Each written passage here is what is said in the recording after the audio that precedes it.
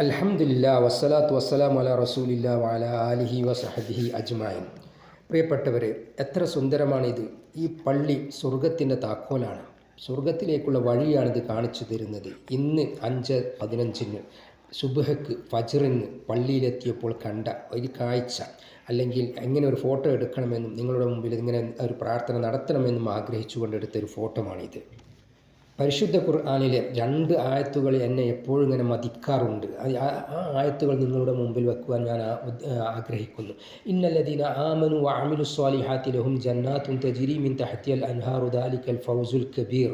വിശ്വസിക്കുകയും സൽക്കർമ്മം പ്രവർത്തിക്കുകയും ചെയ്തവർക്കാണ് താഴ്ഭാഗത്തു കൂടി ഒഴുകുന്ന സ്വർഗം. ആ സ്വർഗം ലഭിക്കുക എന്നത് ഏറ്റവും വലിയ വിജയം. അതിനപ്പുറം ഒരു വിജയമില്ല. അതിനപ്പുറം ഒരു വിജയം എന്ന് പറയുന്ന ഒരു വസ്തുയില്ല. മറ്റൊരു ആയത്ത് സൂറത്ത് റൂമിൽ 15-ാമത്തെ ആയത്താണ്. ഫഅമ്മല്ലദീന ആമനു വഅമിലു സ്വാലിഹാത്തി ഫഹും ഫി റൗളത്തിൻ യുഹ്ബറൂൻ.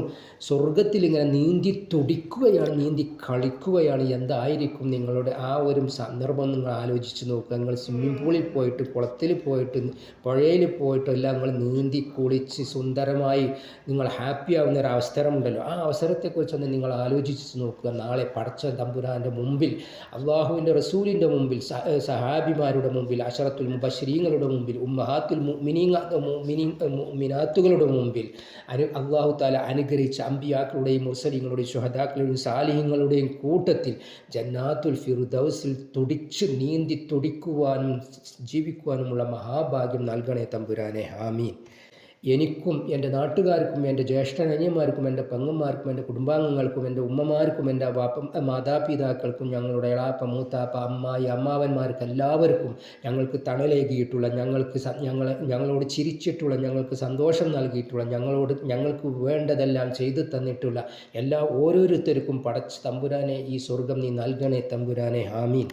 ഒരു കണ്ണും കണ്ടിട്ടില്ലാത്ത, ഒരു കാതും കേട്ടിട്ടില്ലാത്ത, ഒരു നാവും രുചിച്ചിട്ടില്ലാത്ത, തേനൊഴുകുന്ന, പാലൊഴുകുന്ന, ശുദ്ധമായ വെള്ളം ഒഴുകുന്ന നദികളുള്ള സ്വർഗം പടച്ചവരെ ഞങ്ങൾക്ക് നീ നൽകണമേ തമ്പുരാനെ. ഒരിക്കലും ഞങ്ങളെ അതിൽ നിന്ന്